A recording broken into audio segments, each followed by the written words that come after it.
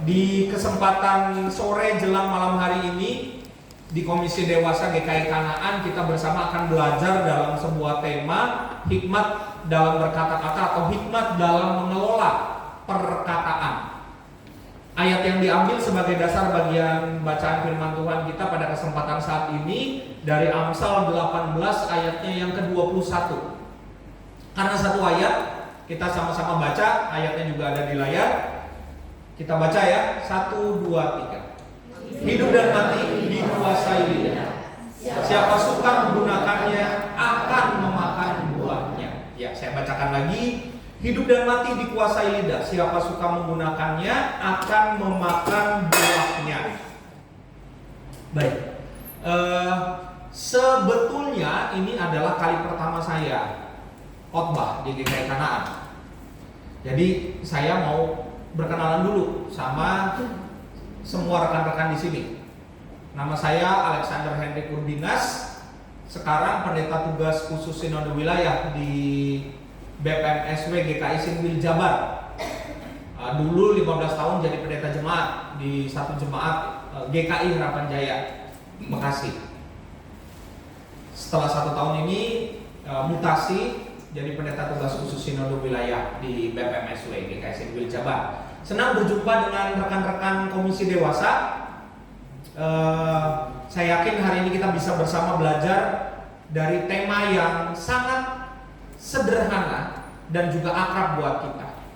Nah, selain berkenalan nama, saya juga ingin berkenalan. Saya sudah berkeluarga dengan 1 orang istri dan 2 orang anak.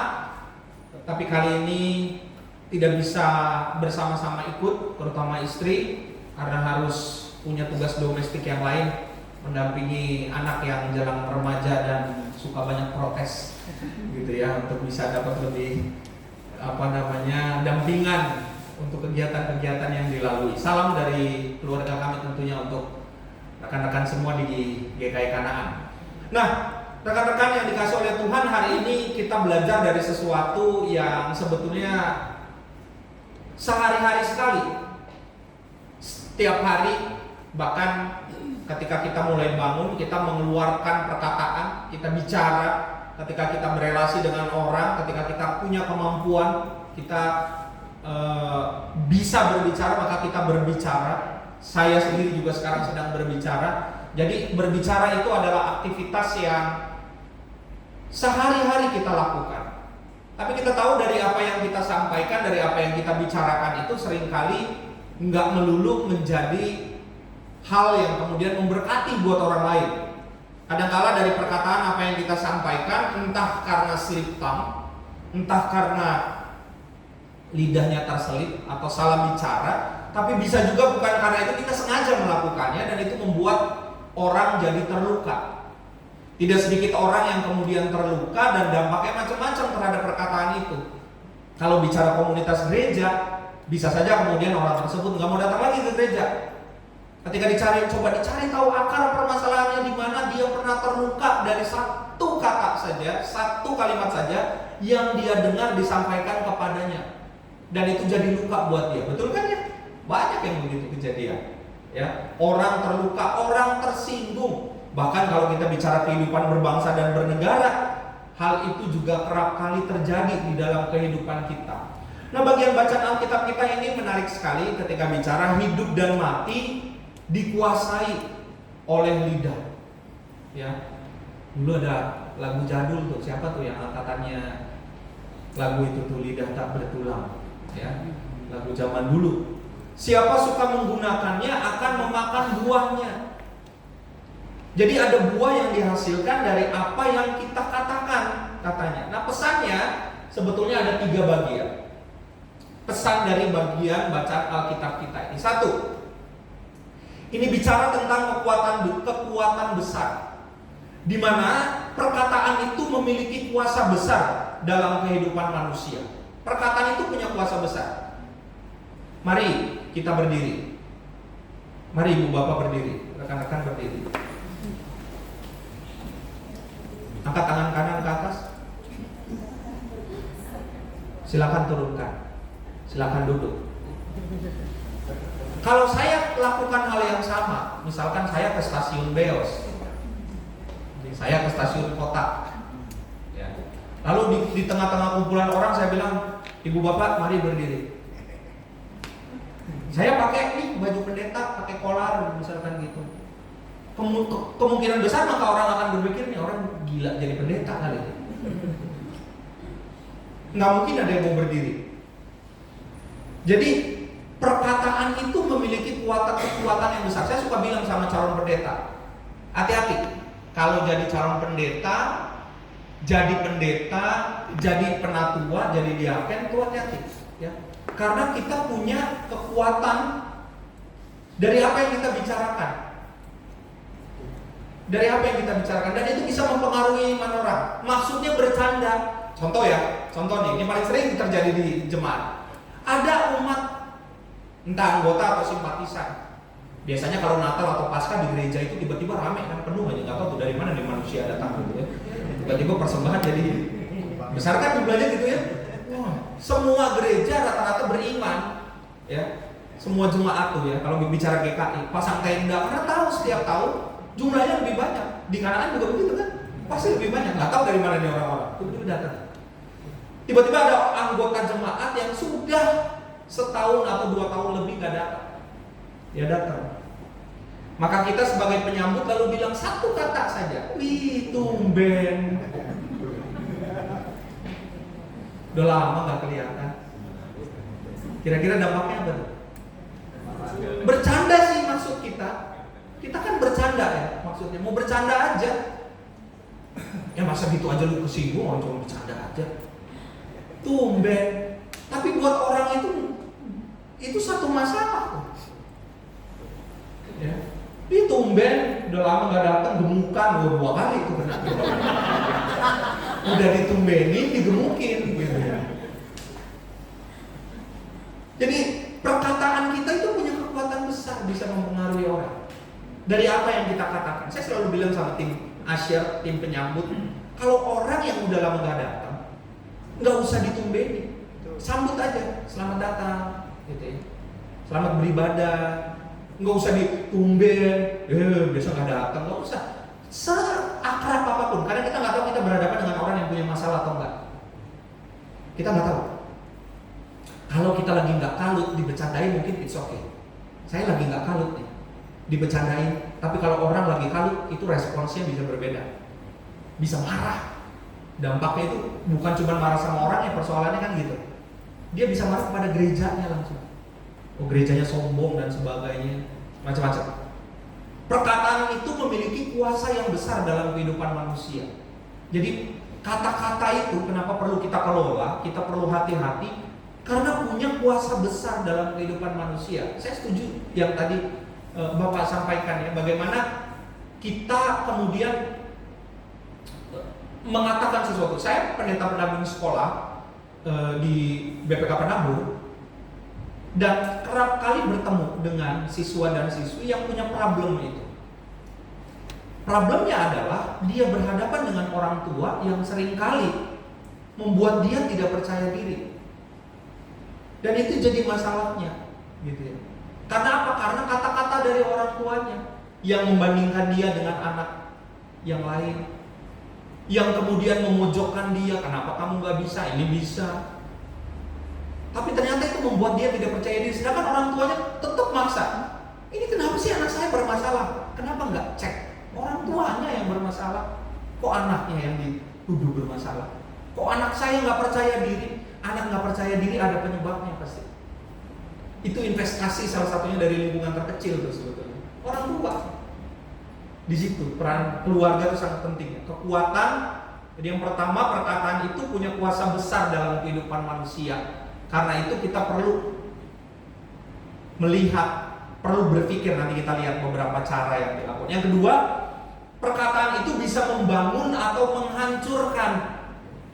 Kata-kata dapat membangun atau menghancurkan, memberkati, dan juga bisa mengutuk. Contoh ya, ini paling simpel dalam kehidupan berjemaat. Dalam kehidupan berjemaat itu biasanya tuh GKI itu akrab dengan makan dan minum. Tadi di awal. Ada yang bikin di akhir. Pokoknya ada di awal, di akhir. Tadi makanannya enak, sampai saya tanya sama Musa Andi, ini namanya apaan sih? Kata Musa Andi, mungkin bihun kari kali pakai mungkin ya. Nggak mungkin. Jadi ragu-ragu juga saya bilang namanya. Saya pikir pada tahu nih nama makanannya apa. Tapi enak. Tapi kita pernah makan nggak enak kan? Makanan nggak enak. Lalu misalkan ada orang yang dengan penuh kerendahan hati membawa kue buat bagian makanan di persekutuan. Lalu kita coba makanannya dan kita komentari. Sambil kita makan kita bilang, ini makanan apa sih? Kurang enak nih. Kira-kira buat orang yang membawanya perasaannya gimana? Udah nggak enak, falas lagi ya. Main falas tuh, falastik dibungkusin satu-satu dimasukin. Satu-satu. Nggak enak bungkus. Tim dekorasi gereja sudah mendekor sedemikian rupa, tiba-tiba ada orang di luar dari tim dekorasi, di luar dari panitia, lalu bilang, dekorasinya jelek banget sih ini. Coba, gimana perasaan yang dekorasi? Setahu saya tuh bisa sampai malam nggak tidur, udah mata lebam, ya. Tiba-tiba pagi cuman dikomentari, ini kok jelek, ini kok kurang, sama orang yang bantu aja enggak, kirim gorengan juga enggak, minum enggak nih. Tapi cuman jadi komentator. Kita pasti terluka. Kata-kata itu bisa membangun, tapi juga bisa menghancurkan. Bagaimana kemudian kita mempergunakan kata-kata itu bisa membangun, dan itu penting sekali loh dalam sebuah persekutuan. Jangan salah, betul. Banyak orang yang terluka dari sebuah persekutuan, sehingga dia mencoba mencari di persekutuan mana dia bisa menemukan damai sejahtera. Yang ketiga, membawa dampak.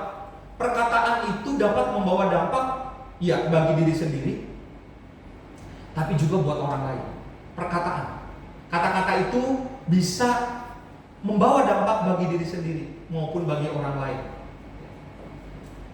Kadang-kala kalau kita lihat ya dalam sebuah kebaktian minggu, lalu kita lihat petugas, entah itu jadi liturgos, gak usah khotbah lah ya, jadi liturgos atau pemandu nyanyian, lalu jadi liturgos tiba-tiba ketika ngomong tuh keselip.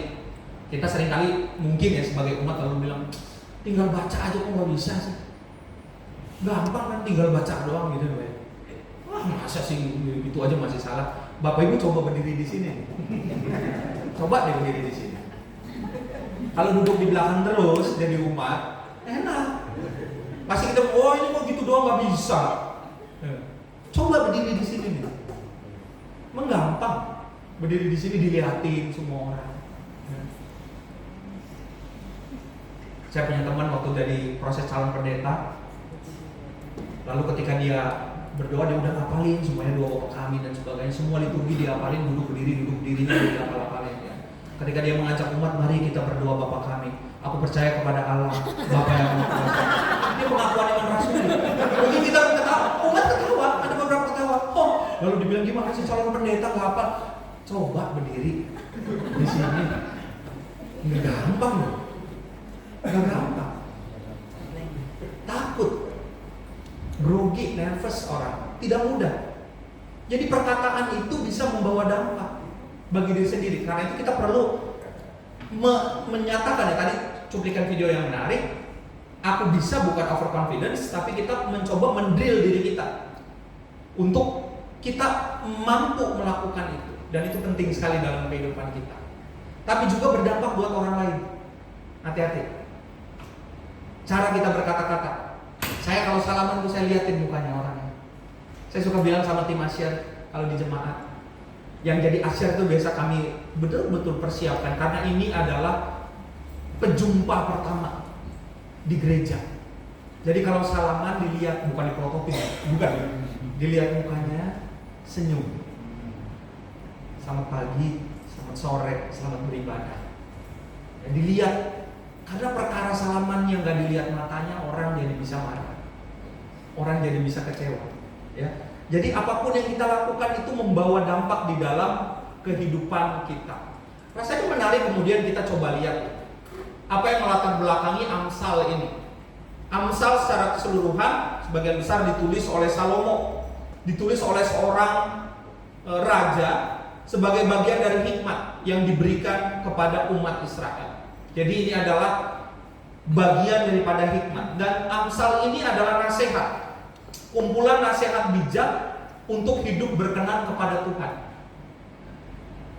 Nah, jadi Bapak Ibu, teman-teman, rekan-rekan semua, Amsal ini unik, nggak sama dengan kitab-kitab yang lain.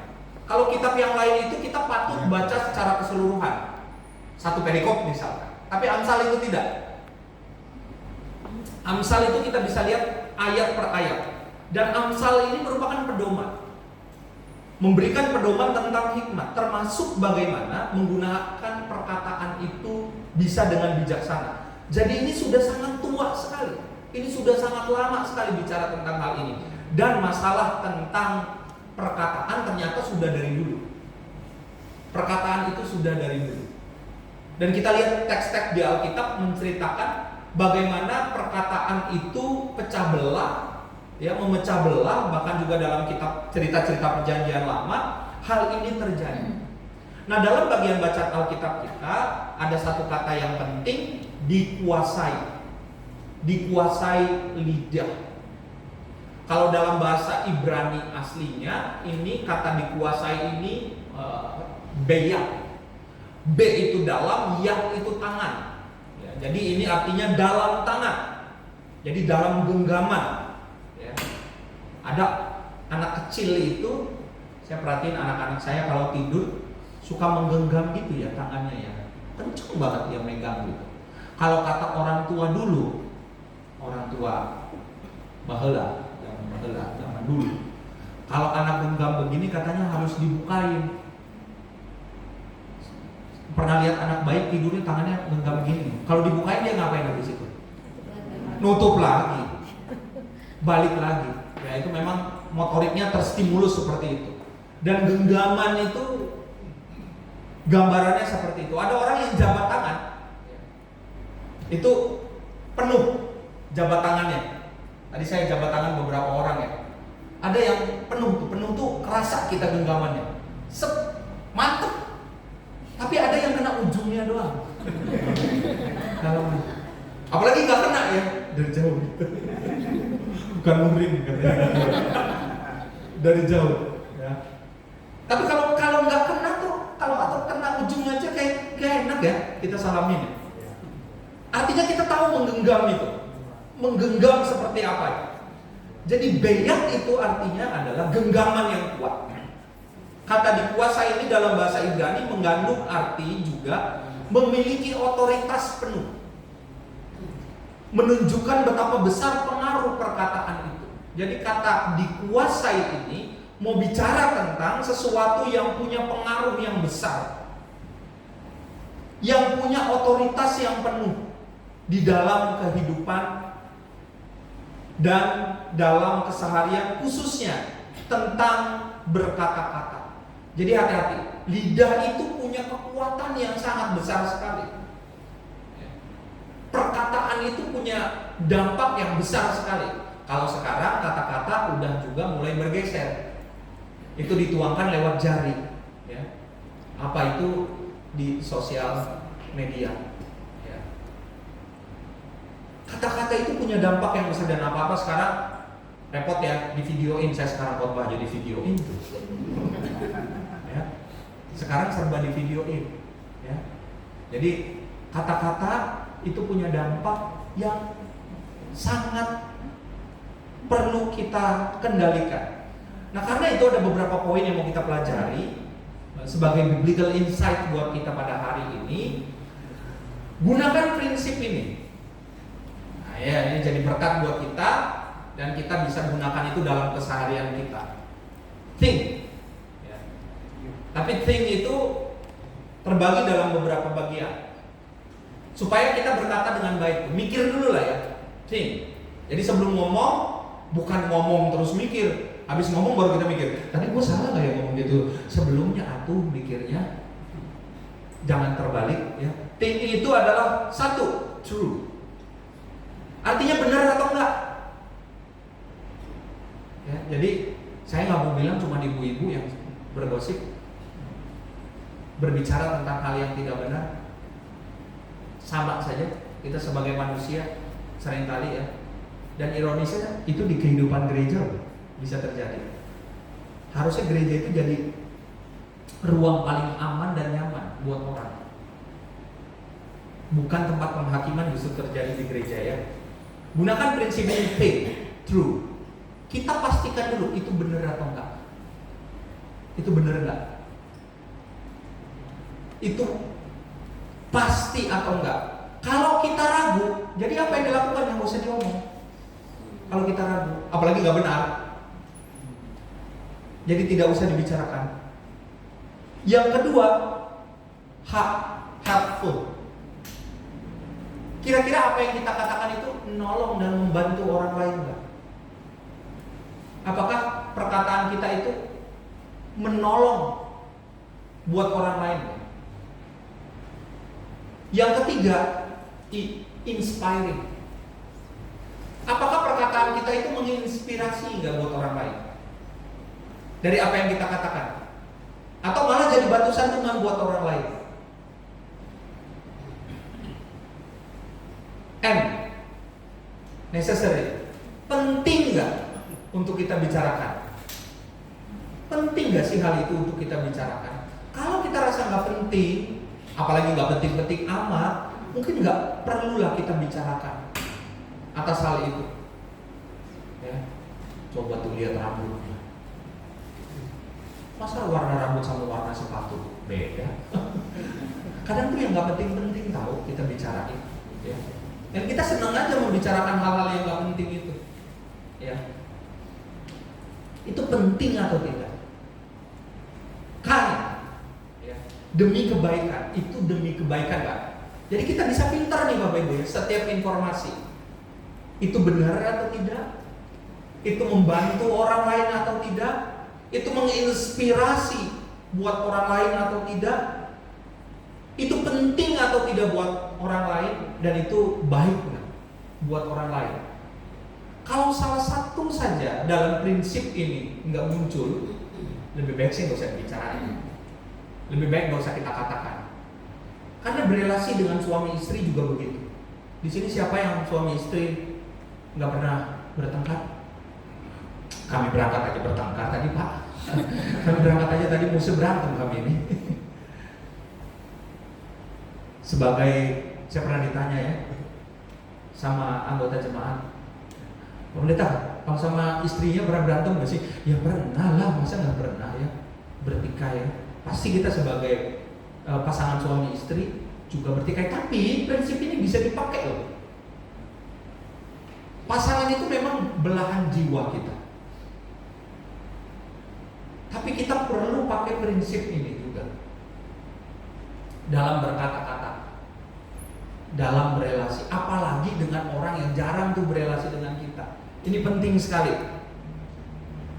Kita menanyakan, mengkritisi kebenaran itu benar atau tidak? Apakah itu membantu, menolong buat orang atau tidak? Itu menginspirasi enggak buat kita, buat orang lain? Itu penting enggak untuk dibicarakan? Itu demi kebaikan enggak? Ada hal yang baik enggak? For kindness enggak?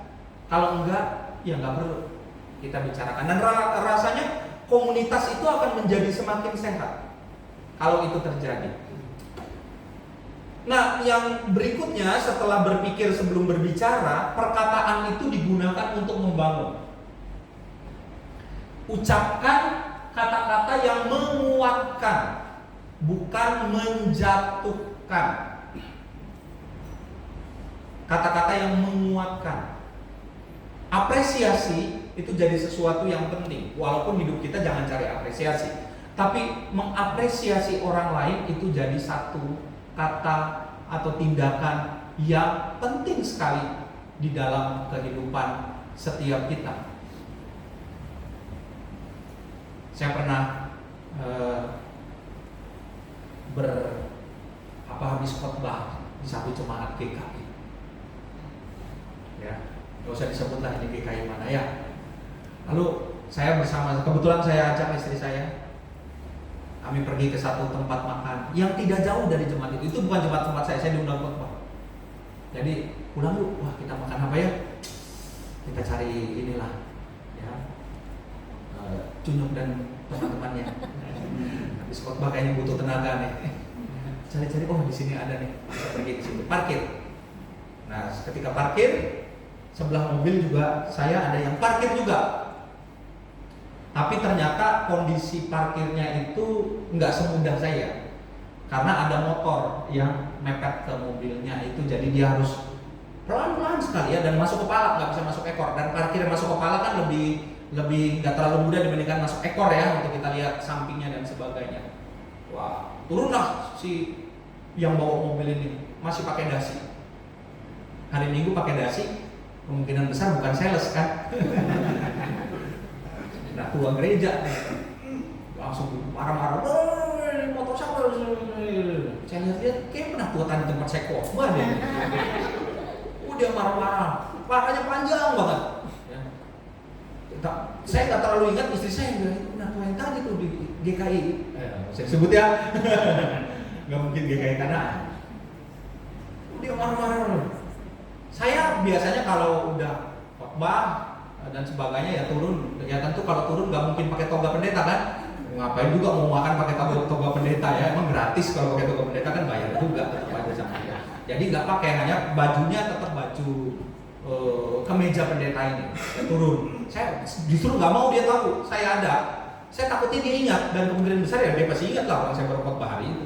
Jadi saya bilang kita ngindar aja ya, supaya nggak kelihatan. Dia marah-marah, dia bilang sama tukang parkir, panjang sekali dia ngoceh terus. Dia bilang ini belum makan cunyuk ini tadi nih, dia gitu ya untuk bisa jauh lebih tenang. Tapi pada akhirnya dia melihat saya, dan di situ dia langsung berubah drastis menjadi orang yang sangat holiness. Jadi baik. Oh iya nih, Pak Pendeta, soalnya ini di sini. Saya bilang, iya Pak, nggak usah dijelasin Pak, udah Pak, nggak usah marah-marah Pak, malu juga dilihatin orang. Saya bilang, udah Pak, ini kan mobil Bapak juga nggak kena, ya udahlah Pak ya. Iya Pak, saya nggak sebenarnya, saya nggak pernah marah Pak Pendeta sebenarnya. Ini baru pertama kali nih saya kayak gini ya. Mari kita belajar bukan karena identity kita. Kadang-kadang gini Bapak Ibu, kita itu merasa kita punya sesuatu, misalkan kuasa ya, jabatan kita di kantor, lalu kita itu gampang aja anggap rendah orang. Entah dia karena tukang parkir, entah karena dia satpam, ya. Kadang-kadang kita sulit sekali, padahal simpel aja kita bisa ucapkan terima kasih, dan itu nggak repot kok. Sama orang-orang kecil, nggak ada susahnya kita untuk kemudian mengucapkan terima kasih, ya. Hanya jangan relasi kita terbangun karena relasi untuk mendapatkan keuntungan. Perkataan digunakan untuk membangun. Itu biblical insight yang berikutnya yang mau kita lihat. Yang berikutnya Lukas 6 ayat 45 menuliskan, karena yang diucapkan mulut itu meluap dari hati. Isi hati dengan firman Tuhan supaya perkataan kita juga mencerminkan kasih Tuhan. Isi hati dengan firman Tuhan supaya perkataan kita juga mencerminkan kasih Tuhan. Dan firman Tuhan itu bukan cuma ada di dalam ruangan ini, rekan-rekan. Kalau kita cuma baik, ramah di dalam ruangan ini, itu nggak penting sebetulnya. Tapi bagaimana kita hidup di luar sana, ketika kita berelasi dengan orang. Dan paling mudah, sejauh mana kita bertindak dan berkata-kata di rumah. Contoh sederhana, kita nyaman gak sih kalau pulang ke rumah? Nyaman ya? Harusnya nyaman. Masa nyaman di rumah tetangga? Saya lebih nyaman di rumah tetangga. Saya lebih senang ngumpul sama teman-temanku. Kenapa? Saya nggak begitu senang lah di rumah. Istri saya ngomong dulu, gitu. Atau suami saya ngatur semuanya maunya dia, semuanya diatur olehnya. Anak-anak juga merasa tertekan, nggak ada damai sejahtera di rumah. Dan saya ingin berbagi gini, rekan-rekan. Jangan salah, banyak anak-anak remaja yang mungkin seumuran dengan anak-anak yang atau keluarga yang dimiliki oleh Bapak Ibu di sini ya, di keluarga masing-masing ya, yang dianugerahkan Tuhan misalkan begitu, yang di full support oleh orang tuanya. Jangan salah. Uang sekolahnya nggak pernah tuh telat tuh. Tiap hari kalau mau beli apa ada. Ke sekolah dianterin, ya, nggak kehujanan, nggak kepanasan, dia dapat AC terus. Tapi apakah dia merasa sukacita? Banyak remaja yang nggak mengalami itu. Dia mengalami emptiness. Karena apa? Nggak dapat damai sejahtera, nggak dapat sayang dari orang tuanya, nggak dapat kata-kata yang membangun dari orang tuanya. Dan dalam relasi, apa yang kita katakan itu menjadi sesuatu yang penting. Yang berikutnya, mengendalikan diri. Gimana cara kita mengendalikan diri? Pertanyaannya, oke, saya udah dengar hari ini kita perlu mengendalikan diri. Cuman saya ada persoalan nih, Boksu. Saya punya persoalan. Saya itu susah mengendalikan diri. Pengennya mendominasi orang ngomong, pengennya itu motong orang bicara, pengennya itu menilai sesuatu terus-menerus. Gimana caranya? Caranya ini. Berdoa. Meminta hikmat Tuhan. Mari sama-sama kita berdoa. Ya.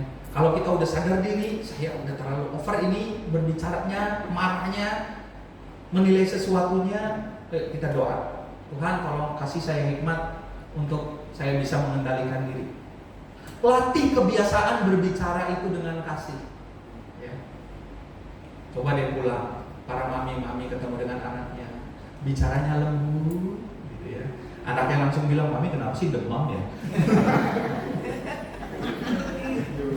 Nggak usah soft spoken deh katanya mami. Malah aneh katanya. Nggak usah soft spoken deh, malah aneh mami kayak gitu.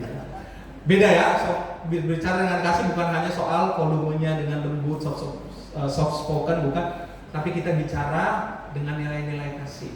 Ya, kita bisa mensupport setiap anggota keluarga dan juga bisa menyampaikan hal-hal baik di dalam kehidupan kita. Dan untuk itu saya ingin mengajak kita menutup dengan merenungkan apa satu kebiasaan dalam berbicara yang ingin Bapak Ibu dan saya juga ubah. Apa yang mau kita ubah? Kita bisa renungkan itu dan juga komitmen sama Tuhan. Apa sih satu kebiasaan dalam berbicara yang ingin kita ubah?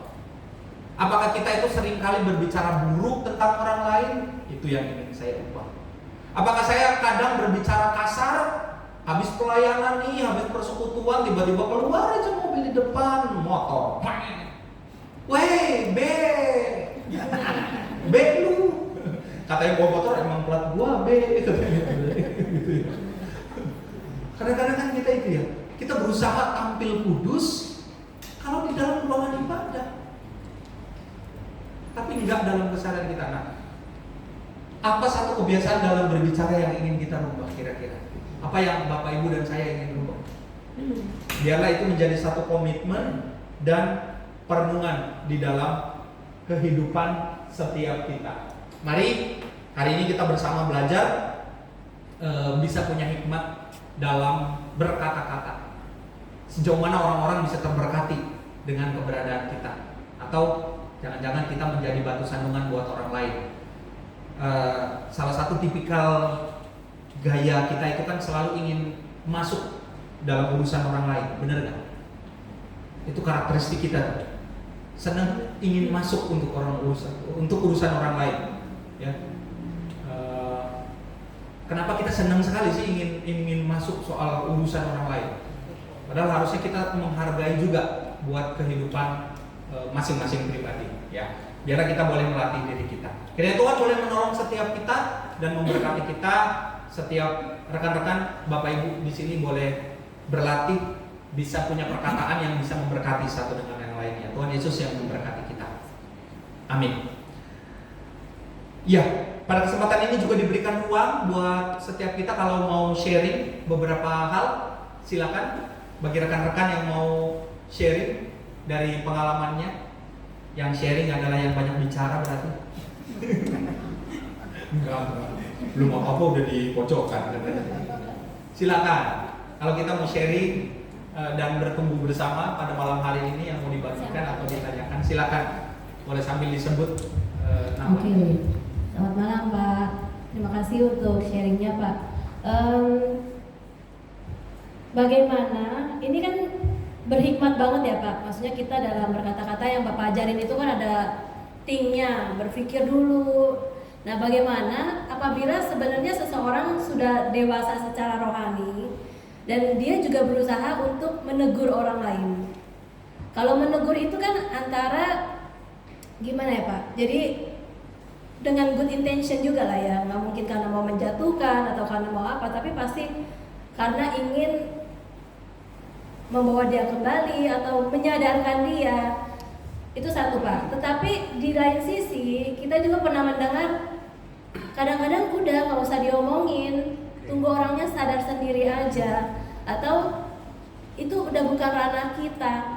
Nah tapi kan kadang-kadang juga kita diajarkan kita harus berani menegur, walaupun nggak semua orang bisa mempunyai kapabilitas seperti itu. Nah di saat mana Pak yang kita harus berani untuk menegur, tetapi di saat kapan kita juga harus tahu bahwa ini aku bukan ranah saya, mendingan udah serahin pada Tuhan saja. Dan bagaimana mungkin kalau mau menegur yang lebih enaknya gimana? Apalagi mungkin yang rekan sesama pelayanan atau apa kan mungkin istilahnya sok menggurui orang pendetanya aja nggak ngomongin gue.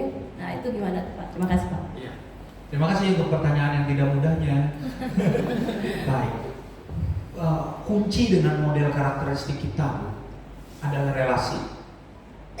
Intentional. Intensi relasi itu penting. Jadi begini maksud saya. Kalau kita mau menegur orang lain, yang pertama harus dilakukan adalah sudah ada intensi relasi di dalamnya. Kalau ada intensi relasi di dalamnya, artinya ada keakraban yang sudah terbangun, itu mempermudah ruang percakapannya. Ibu dengan saya, kita nggak pernah berelasi. Saya terganggu dengan pelayanan ibu, maka saya bukan orang yang pas untuk ngomong sama ibu, gitu maksud saya.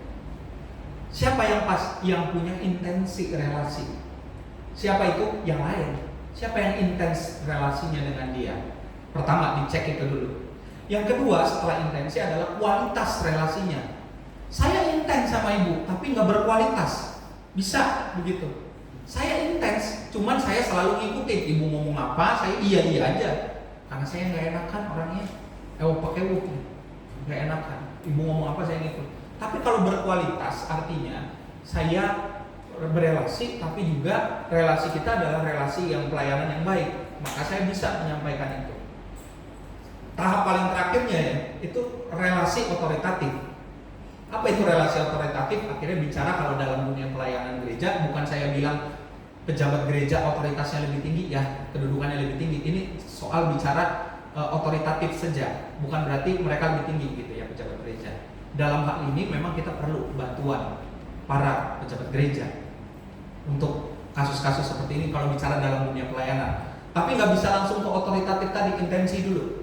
Kita lihat siapa yang punya intensi, siapa yang punya quality dalam relasinya.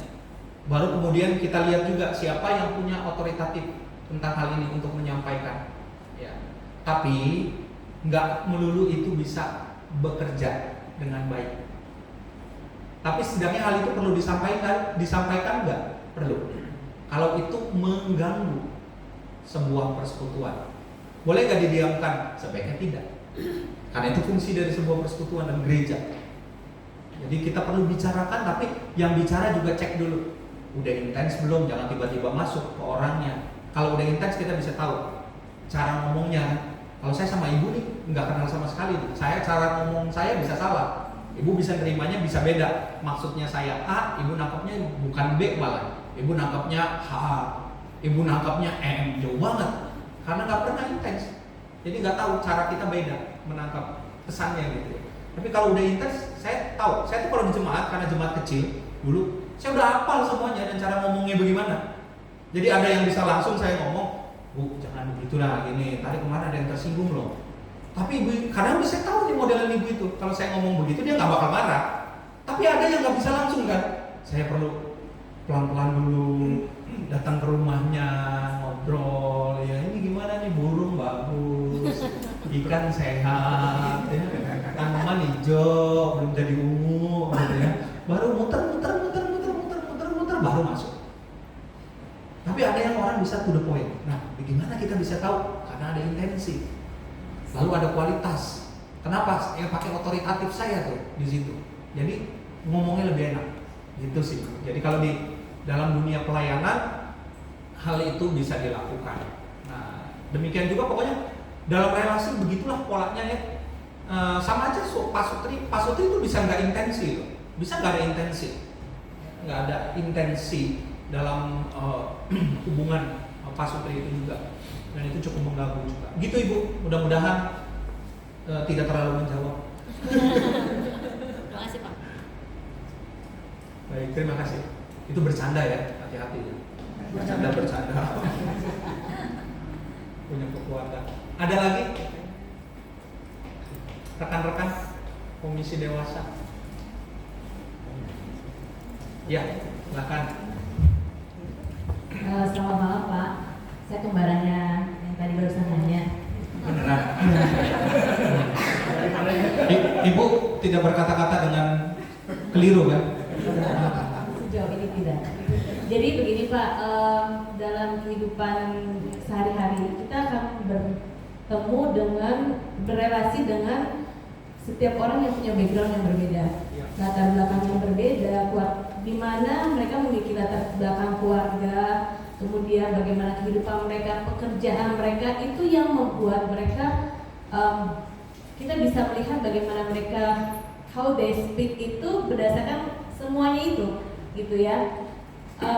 Saya mungkin perlu kadang-kadang dalam dunia pelayanan kita pasti akan memahami, kita harus mengerti, karena gak semuanya kan berbahasa yang berhikmat ataupun mungkin yang berbahasa kasih gitu ya. Kita mengerti karena mereka punya latar belakang itu. Dalam dunia pekerjaan juga bagaimana kita berrelasi dengan staf-staf, mereka juga punya pergumulan dan keluarga, sehingga mereka juga berkata-kata dengan sangat yang apa adanya gitu, tanpa filter lah sebenarnya kayak gitu. Nah mungkin yang menjadi pertanyaan saya adalah bagaimana kita sebagai orang yang mungkin lebih sudah mengenal Tuhan dan kita memang memaklumi itu semua, tetapi kita juga dalam hati juga selain mendoakan mereka agar mereka juga bisa, let's say bisa dipositif, ataupun mereka juga bisa mengubah cara bagaimana mereka berkata-kata atau memandang sesuatu. Tetapi mungkin ada hal lain nggak sih Pak untuk, tentunya kita juga berharap orang itu ada perubahan dalam hidupnya sehingga mereka juga bisa berhikmat dan berkata-kata, karena sejauh semakin kita dekat dengan semakin kita mengenal firman Tuhan, sebenarnya kan kita nggak nyaman ya kalau misalkan orang itu berbahasanya yang let's say kayak tadi yang di luar dari ting itu gitu loh. Tapi kan selain kita mendoakan, mungkin apa ya Pak, kan tadi Bapak juga ada bilang soal relasi juga udah dideketin, udah dikasih tahu mungkin, tapi kok kadang-kadang sedih juga ya, maksudnya belum ada perubahan itu sendiri gitu. Itu aja sih Pak, terima kasih. Ya, terima kasih.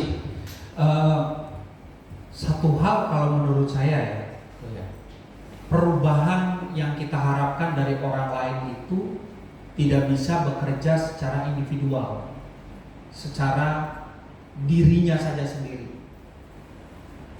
Kehidupan persekutuan kalau dalam bahasa Alkitab menjadi sesuatu yang penting karena perubahan secara penuh itu bisa terjadi dalam satu persekutuan. Manusia itu gak bisa merubah dirinya sendiri. Manusia itu bisa bertumbuh kalau ada dalam satu persekutuan, as a body of Christ, kalau dalam kehidupan gereja gitu ya. Jadi dia bisa mengalami perubahan. Sehingga yang mau saya katakan, kalau kita mengharapkan orang berubah karena saya itu sudah mengenal Tuhan, misalkan kita gitu ya, lalu kita coba membuat kategori, saya ini kan udah kenal Tuhan dan saya udah membatasi diri saya ngomong, sementara saya punya teman saya yang belum bisa membatasi diri ngomong. Maka yang bisa kita lakukan adalah kita nggak usah menggurui. Kalau menurut saya, jangan ngomong kasar dan sebagainya, enggak, bukan itu. Tapi kita terus saja melakukan apa yang harusnya kita lakukan, dan itu akan mempengaruhi orang yang berakal sehat. Pasti, itu pasti. Dia pasti akan menangkap pesan itu. Contoh ya, ibu dengan saya, ibu ngomongnya tertata deh pokoknya. Sedangkan saya enggak itu yang mempergunakan yang kata-kata yang ibu maksud tadi ya, yang rasanya kita tahu maksudnya. 10 menit kita ngobrol Bu, Saya yang tadinya masih menggunakan kata itu, percayalah ibu, kalau dia berakal sehat dan tahu dalam berkomunikasi, dia pasti akan mereduksi kata-kata itu dengan sendirinya.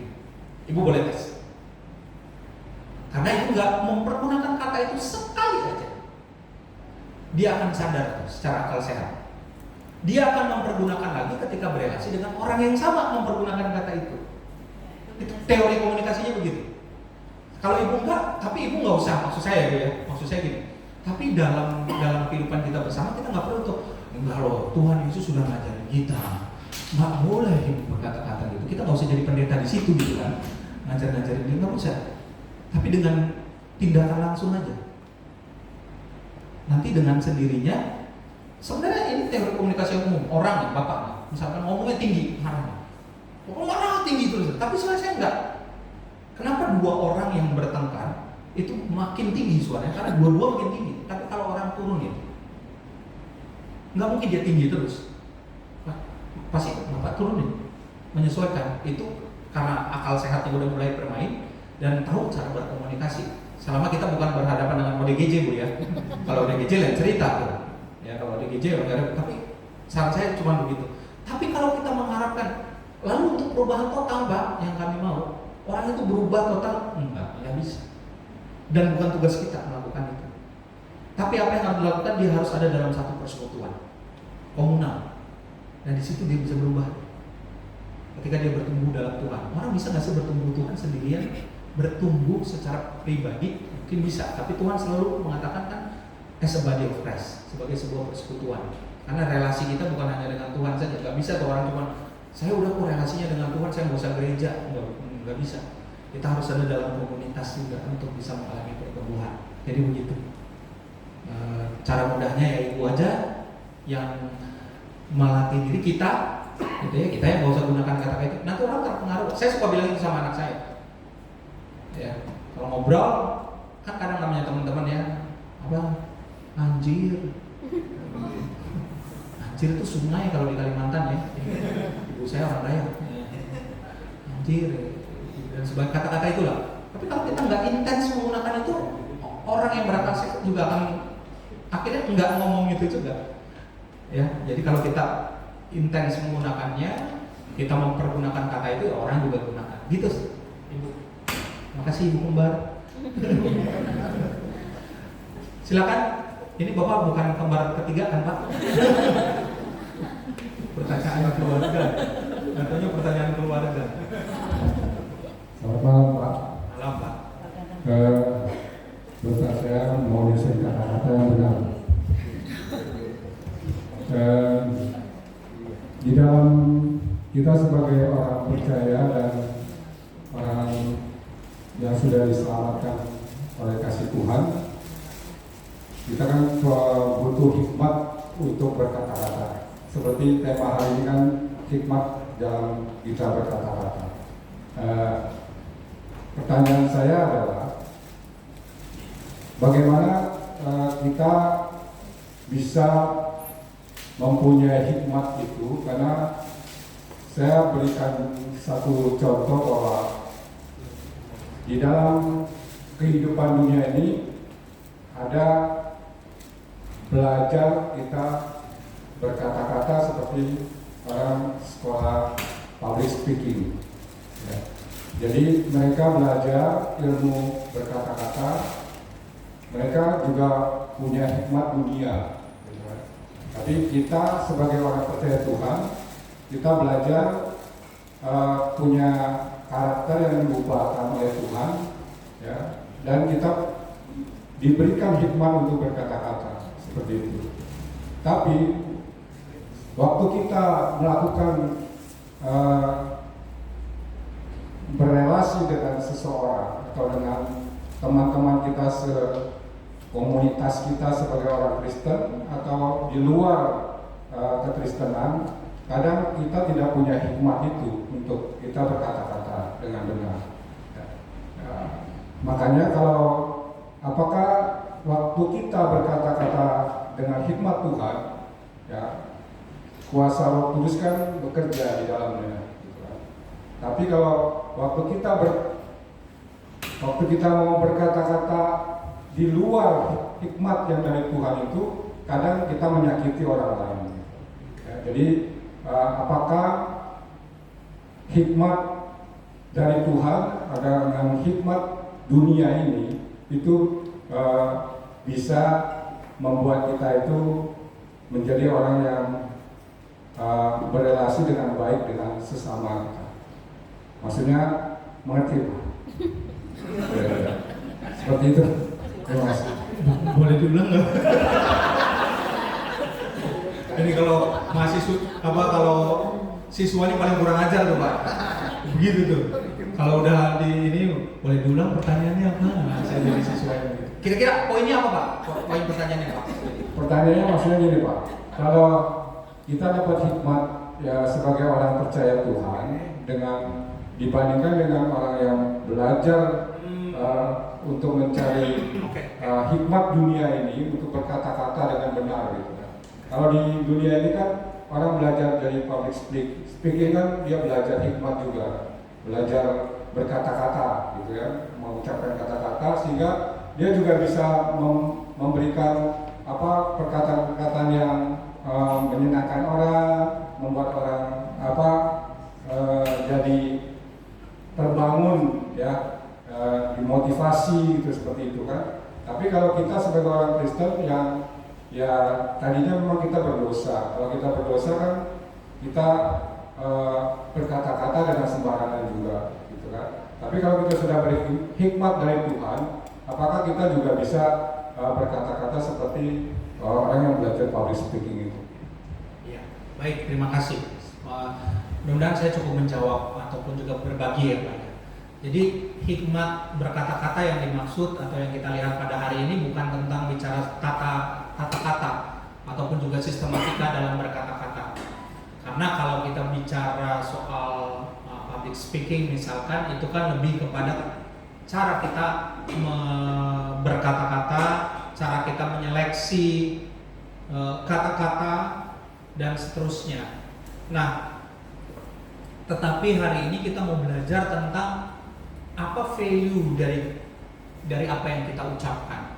Mungkin kalimat kita bukan kalimat yang tertata Pak, secara sistematika atau enak didengar, tapi nilai dari orang yang dalam hikmat Tuhan itu adalah nilai yang kemudian punya nilai memberkati buat orang-orang, nilai yang kemudian menjadi hal-hal yang menyenangkan hati Tuhan, nilai yang kemudian juga tidak memberikan dampak buruk buat diri kita sendiri dan juga orang lain. Nah, itu yang mau kita coba lihat. Kadang ada orang, maaf ini contoh aja, ada orang yang kalau ngomong gagap. Saya punya teman Pak, waktu sekolah teologi dulu, gagap. Gagapnya bukan karena lahir. Setelah saya ngobrol, teman saya ini menjadi pendeta, dia gagap karena pernah masa kecilnya itu mengalami kekerasan dari orang tua. Kalau salah dikit dikoreksi kencang, salah dikit dikoreksi kencang. Jadi dia takut.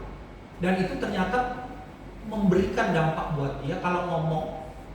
Sekarang udah rada lumayan nih dia kalau khotbah ya. Dan cuman kadang-kadang masih keluar.